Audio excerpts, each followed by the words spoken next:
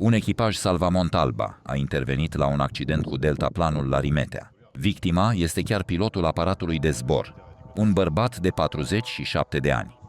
Din cauza terenului foarte accidentat, acesta se afla în imposibilitatea de a coborî. În sprijinul echipei Salvamont a fost solicitat și un elicopter. Victima a fost mai ușor de abordat aerian decât terestru. Bărbatul a fost extras de către echipajul elicopterului Smurd și predat celor de pe ambulanță. Acesta prezenta escoriații faciale și o întorsă la un picior. După investigațiile de la fața locului, acesta a fost transportat la spital.